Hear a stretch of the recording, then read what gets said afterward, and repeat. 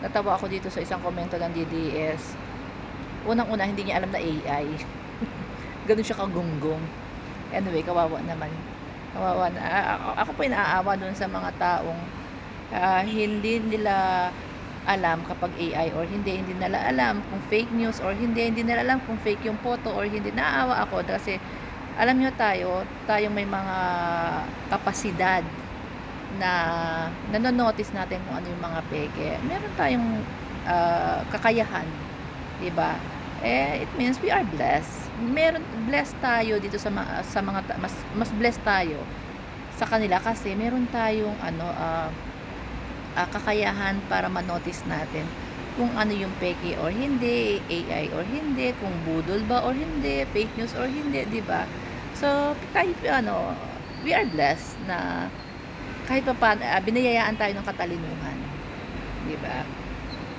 Ako'y naaawa sa kanila. Okay, balikan po natin tong kanyang post, one vlog. Sabi niya, nakakabilib daw. Nakakabilib ang taong kumain ng isda sa loob ng lata.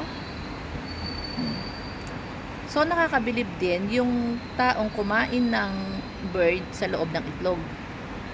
Yung balot, di ba? Nakakabilib din naman yung mga taong kumakain ng mga exotic food. Ako, hindi ko po kayang kumain ng exotic food. Pero siyempre, balot, kumakain tayo niyan. So, ano ang nakakabilib sa pagkain ng isda na nasa lata?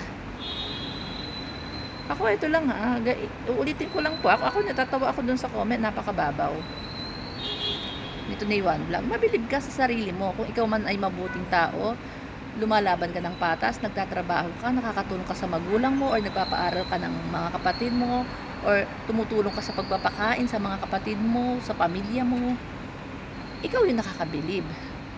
Bakit ako mabibilib dyan sa mga taong kakain ng isda tapos after magpa-picture, pwede silang kakain naman sila doon sa mga mamahaling restaurant, kain sila ng steak, lechon, 'di ba?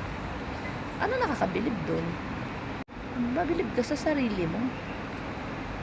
Kaya nga po, alam niyo itong content ko na to, anti-panatiko ng politiko. Anti-panatiko, hindi lang politiko, celebrity. Wag natin i-adapt, isabuhay natin. Wag natin isa sa buhay yung mga pag-idolo natin sa ibang tao. Tandaan po natin, una nating idolo yung lumikha sa atin, pangalawa magulang natin na tinaguyod tayo. Kahit hirap sa buhay, nagpo-provide sila ng food sa mga lamesa, tayo maging mabilib tayo sa mga sarili natin kasi lumalaban tayo ng patas. Hindi tayo nagnanakaw. Nakakatulong tayo sa pamilya natin. Yun ang nakakabilib. Pero mabibilib ka dahil kumain ng isda na nasa lata, ay malaking katangahan po yan.